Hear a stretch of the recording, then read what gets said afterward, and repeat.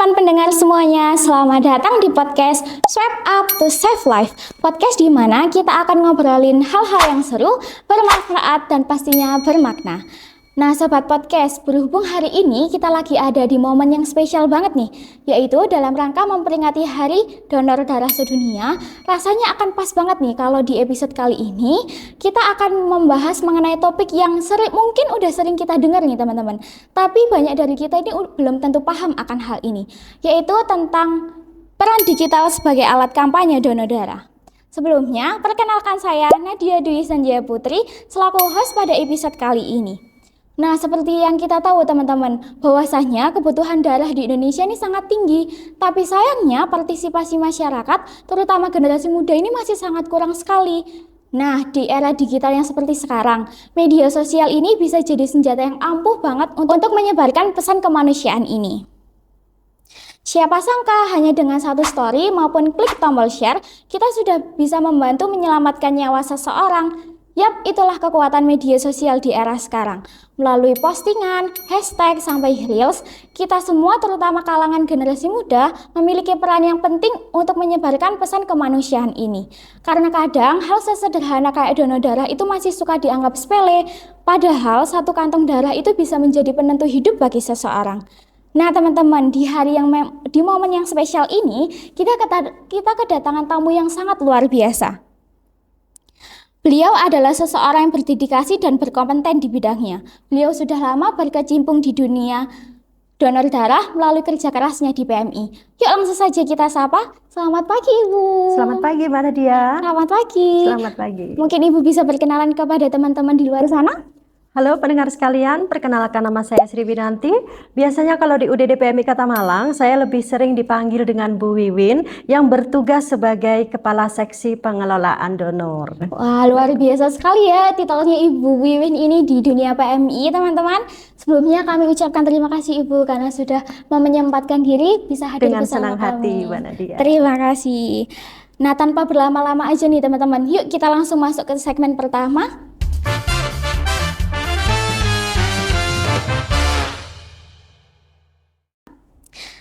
Peran digital sebagai alat kampanye donor darah. Sekarang nih Bu, hampir semua hal itu bisa kita temui di media sosial, termasuk kampanye-kampanye sosial untuk ajakan donor darah Bu. Apalagi anak muda ya kan teman-teman, kita tuh sangat dekat dengan dunia digital.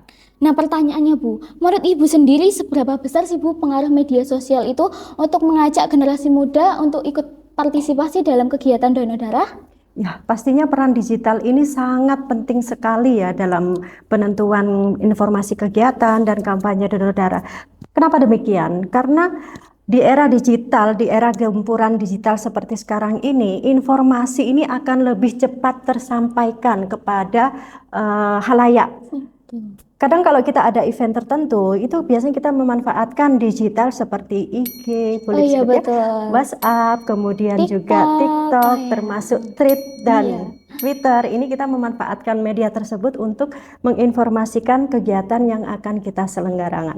Dengan harapan pastinya nanti kegiatan akan berjalan dengan sukses dan lancar. Begitu ya Bu, seperti yang kalian dengar nih teman-teman, bahwasanya banyak platform media sosial ini yang digunakan oleh PMI sebagai penyebaran bagaimana kita itu bisa ikut berpartisipasi dalam aksi donor darah.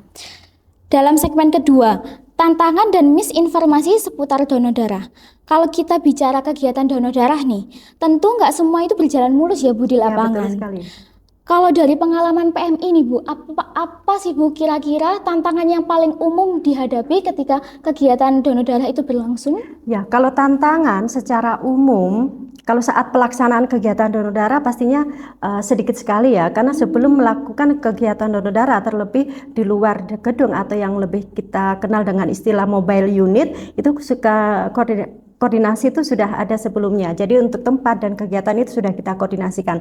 Tetapi secara umum tantangan yang sering dihadapi oleh PMI adalah saat menipisnya ketersediaan stok darah. Begitu ya, Bu. Jadi di bulan-bulan tertentu seperti puasa, kemudian saat mengingat Malang ini kan kota pendidikan ya, jadi begitu banyaknya kampus dan sekolah ini saat musim liburan ini biasanya berpengaruh juga pada stok darah di UDD PMI Kota Malang, karena dengan terbantunya kegiatan donor oleh mahasiswa, oleh pelajar, ini otomatis juga akan membantu ketersediaan stok darah yang ada di PMI. Sedangkan kalau pelaksanaan donor darah, paling tantangan umum ini biasanya kan kalau penyelenggara kegiatan mengadakan kegiatan donor, begitu pelaksanaan melihat pesertanya membludak misalnya ya, padahal untuk target itu kan sudah kita sepakati sebelumnya ya, misalnya target 30 kantong dengan pengerahan minimal 40 sampai 50 pendonor atau calon donor.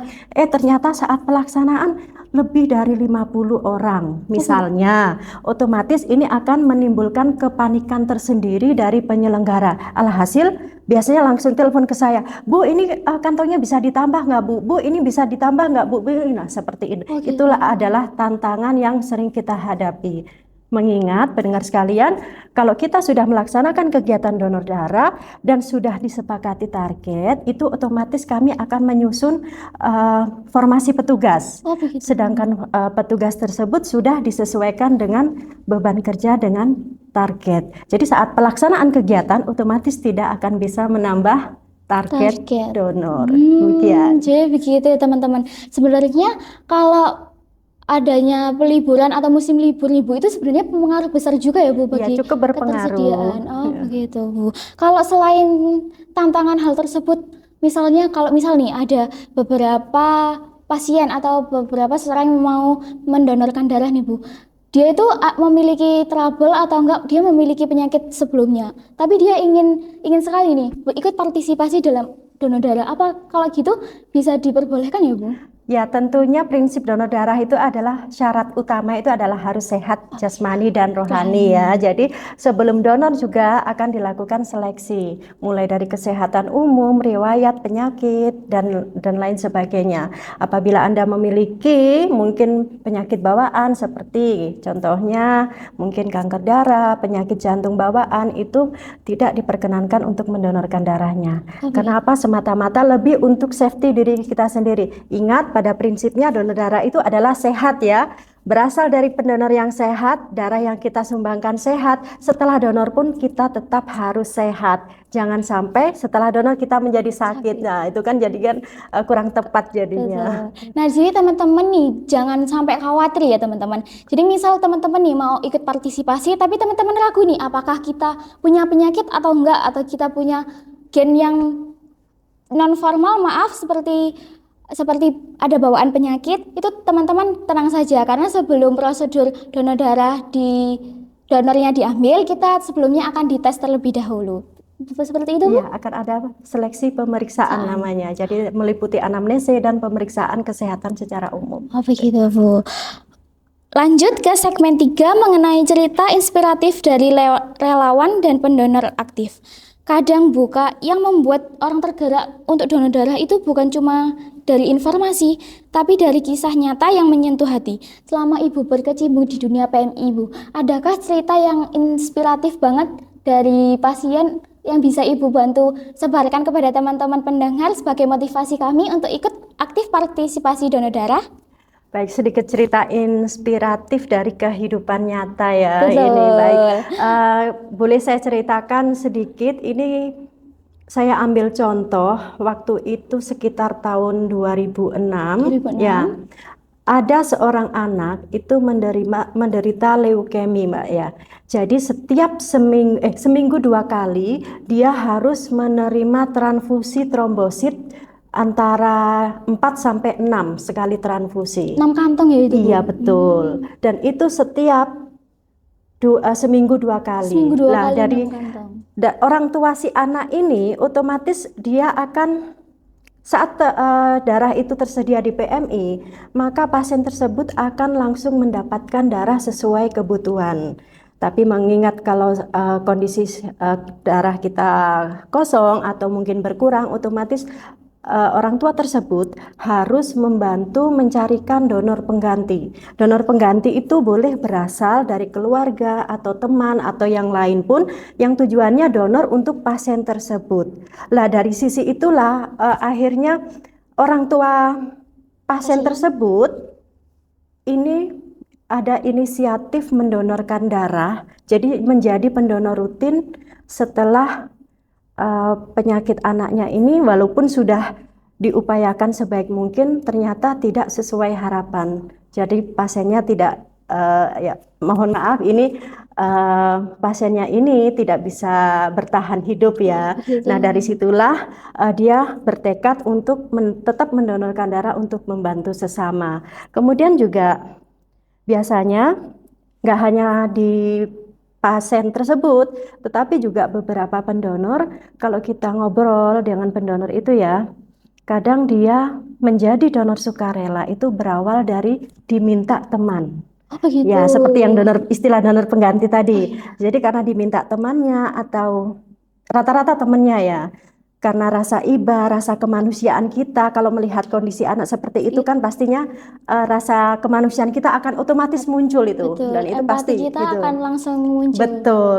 Lah dari situlah kebanyakan pendonor sukarela itu memulai dia mendonorkan darah. Selain ajakan dan informasi yang dia dapat dari media sosial ataupun mungkin kebetulan pas ada event atau apa kayak gitu. Selain itu sedikit inspiratif untuk seseorang yang akhirnya rutin mendonorkan darah. Ya. Jadi seperti itu ya teman-teman.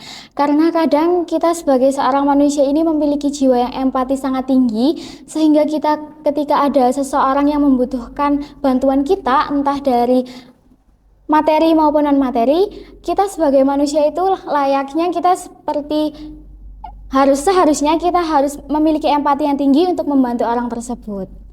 Luar biasa sekali ya untuk cerita inspiratifnya ini, termasuk menyentuh hati dan memotivasi kita untuk terus bisa mendonorkan darah secara rutin ya teman-teman. Ini termasuk motivasi yang luar biasa ya teman-teman.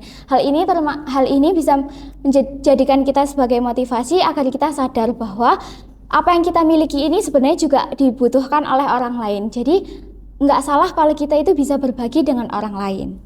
Seperti itu ya Bu? Benar sekali pendengar sekalian. Yang segmen keempat, kolaborasi antar lembaga kesehatan dan influencer. Sekarang nih Bu, banyak kampanye sosial yang melibatkan influencer atau konten kreator. Hal ini tuh bisa menjadi strategi yang efektif di era digital. Apakah di EPMI itu Bu pernah bekerja sama dengan media sosial atau sejauh mana pengaruh tersebut terhadap meningkatnya partisipasi masyarakat? Ya, kalau bekerja sama dengan konten kreator atau influencer, ini PMI sementara belum menyelenggarakan kerjasama ya. Jadi dalam hal pempublikasian kegiatan, informasi, edukasi dan sebagainya, ini biasanya kita lakukan sendiri. Untuk saat ini kita lakukan sendiri melalui media sosial PMI. Dan kita juga mulai membuat video-video edukatif tentang mungkin dari syarat donor, kemudian cara mengadakan cara donor darah itu seperti apa, kemudian juga semua kegiatan yang berhubungan dengan kepalang merahan dan donor darah ini semuanya kita upload di sosial media. Jangan lupa untuk diikuti media sosial PMI Kota Malang, ini antara lain nanti ada di IG @PMI_Kota Malang, kemudian ada @UDD_PMI Kota Malang, termasuk Twitter dan apalagi ya banyak ya, Twitter, kemudian TikTok itu nanti bisa diikuti @PMI_Malang. Untuk Facebook ini ada di UDD PMI Kota Malang, termasuk saluran resmi WhatsApp UDD PMI Kota Malang. Jadi kegiatan kita informasikan di situ ya. Begitu. Nah teman-teman, seperti yang Ibunya tadi ucapkan bahwa di PM ini mereka punya berbagai platform yang menyebarkan informasi, tentunya udah akurat ya Bu. Jadi teman-teman jangan ragu untuk berkunjung di platform PMI, karena di sana teman-teman juga bisa mendapatkan informasi. Kalau boleh bertanya Bu, apakah di PMI ini kita bisa ikut partisipasi atau mendonorkan darah secara digital Bu? Kita bisa mendaftar melalui digital? Oh iya, untuk PMI Kota Malang ini pendaftaran donor boleh melakukan via digital. Kita mempunyai aplikasi ya, namanya aplikasi Ayo Donor. Jadi ini khusus bagi Anda yang terutama yang sudah pernah mendonorkan darah. Karena untuk login ke aplikasi tersebut diperlukan verifikasi berupa kode pendonor. Artinya Anda harus mendaftarkan donor dulu ke PMI Kota Malang. Setelah itu nanti baru bisa login. Jadi aplikasi ini seperti medsos ya. Jadi kita bisa melihat kapan terakhir kita donor, kemudian juga bisa melihat informasi stok harian di nasional ya. Tinggal klik aja nanti.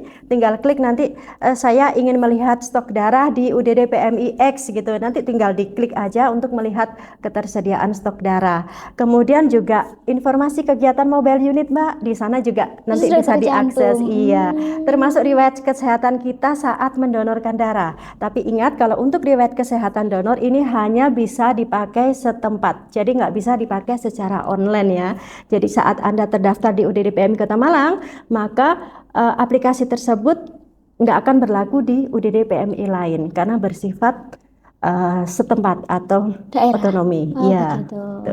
Kemudian maaf ini juga untuk pengisian secara digital bagi Anda yang sudah rutin donor di kantor UDD PMI Kota Malang, nanti pengisian formulirnya tinggal scan barcode aja. Sangat mudah ya Bu. Iya betul sekali nih. karena saat kita mendonorkan darah nanti kan ada kode unik ya, itu sudah dilengkapi dengan barcode. Jadi untuk donor selanjutnya nanti tinggal di scan aja, tapi tetap harus mengisi kuesioner riwayat kesehatan saat ini dan ini wajib. Itu wajib, betul. Oh jadi gitu ya teman-teman. Kalau teman-teman nih nggak punya waktu untuk berkunjung langsung ke PMI Pusat, teman-teman bisa melakukannya secara digital. Teman-teman bisa meraih informasi, serta teman-teman bisa seperti yang Ibu katakan tadi melihat pasokan darah. Tapi jangan lupa ya teman-teman, hal tersebut, pasokan darah tersebut hanya bisa dilakukan secara digital dan teman-teman hanya seotonomi Ibu atau daerah. Untuk donornya saja. Untuk donornya saja. Oh, begitu teman-teman. Kalau segmen 5 Ibu, berbicara mengenai langkah nyata generasi muda dalam gerakan donor darah. Nah Bu, tadi kan kita udah membahas soal media dan pengaruhnya. Tapi cuma supaya hal tersebut nggak berhenti di situ aja Bu. Kalau menurut Ibu, apakah ada strategi untuk mencegah hal itu supaya nggak berhenti di wacana aja nih Bu? Kadang generasi muda ini hanya melihat tapi nggak melaksanakan Bu. Nah hal itu gimana Bu supaya hal tersebut tidak terjadi? Ya, bagi kaum muda sekalian, bagaimana memupuk rasa kemanusiaan kita? Pastinya kita dikaruniai kesehatan ya. Betul. Jadi sedangkan sedekah, kita katakanlah sedekah yang paling mudah dan murah itu adalah mendonorkan darah gitu ya. Biasanya juga donor darah ini dimulai dari ajakan. Nah, atau melihat secara langsung mungkin ada teman yang membutuhkan darah. Nah, disitulah nanti rasa kemanusiaan dan empati kita itu otomatis akan terpupuk. Tapi ingat, jangan hanya mengajak donor darah ya, tapi lakukan. Karena disitulah gerakan aksi nyata kita yang paling ditunggu. Jangan hanya mengajak tapi lakukan. Betul teman-teman, harus ingat-ingat, jangan hanya cuma mengajak tapi lakukan, karena aksi itu adalah yang paling penting teman-teman. Nah Bu, kita udah akan memasuki segmen Q&A. Segmen ini adalah segmen paling ditunggu-tunggu karena kita menyiapkan platform untuk teman-teman di luar sana yang ingin bertanya nih Bu. Sebelumnya kami ucapkan terima kasih bagi teman-teman yang udah memiliki pertanyaan kepada PMI mengenai seputar donor darah nih.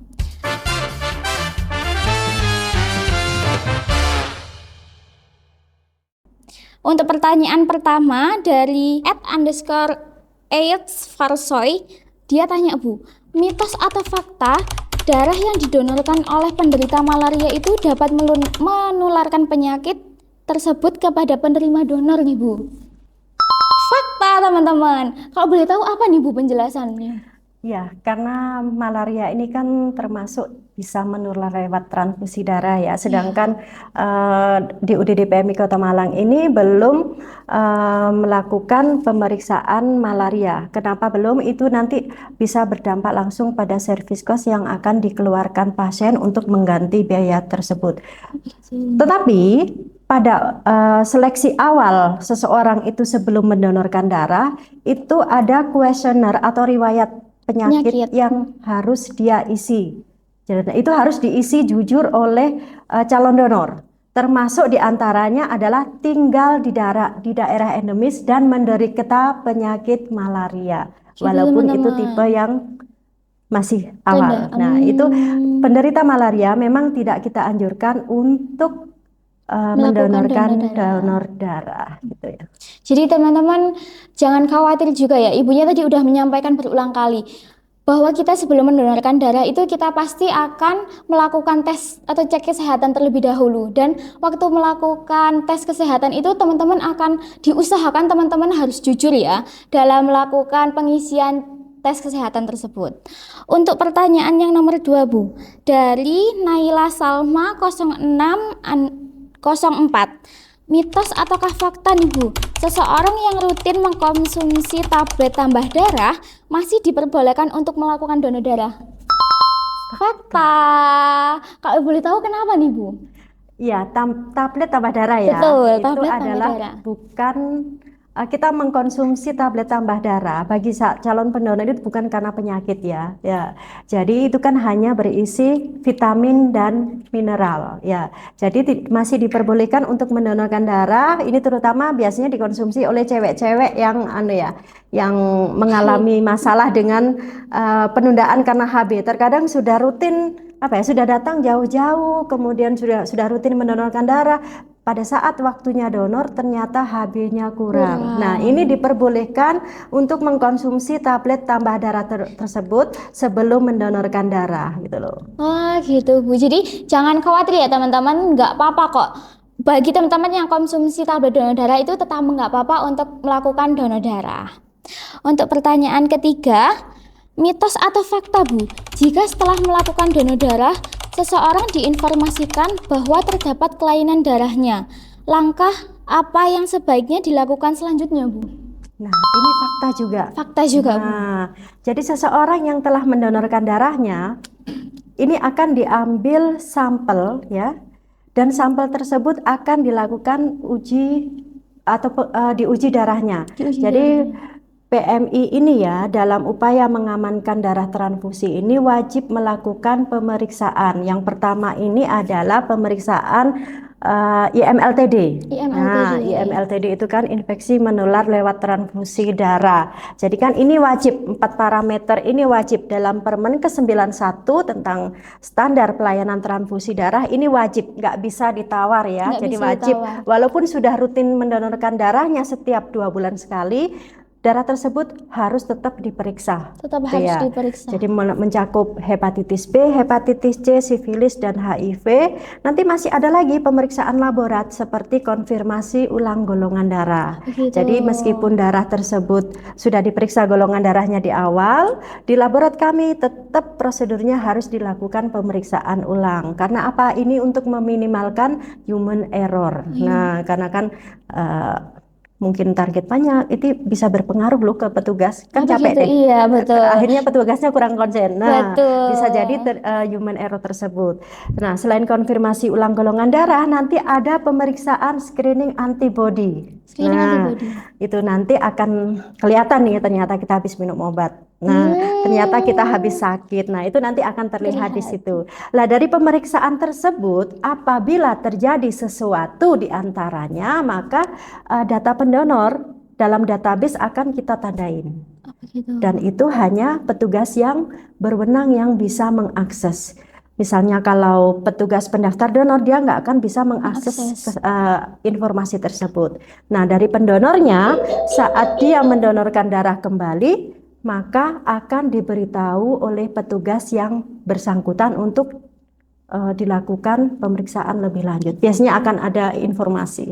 Berarti pemeriksaan di PM ini sangat terstruktur sekali ya Bu.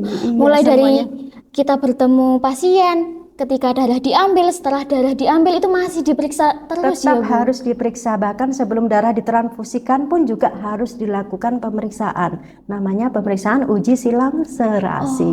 Jadi lebih ke mencocokkan antara darah donor dengan darah pasien. Begitu teman-teman. Luar biasa sekali ya obrolan kita hari ini. banyak yang bisa kita pelajari tentang episode kali ini. Bagaimana tentang alat perubahan, bagaimana tentang di PMI penanganan pasien, lalu bagaimana tantangannya, dan udah diucapkan juga strateginya, dan bagaimana kita sebagai Gen Z ini dapat melakukan upaya untuk menyebarluaskan untuk aksi kita melakukan donor darah.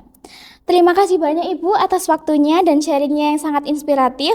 Dan teman-teman pendengar, ingat ya, hal aksi kecil itu bisa berdampak besar. Jangan ragu untuk melakukan donor darah, dan ingat apa yang kita lakukan ini akan berdampak untuk orang lain juga. Sampai jumpa di episode selanjutnya. Swipe up to save life. Selamat pagi.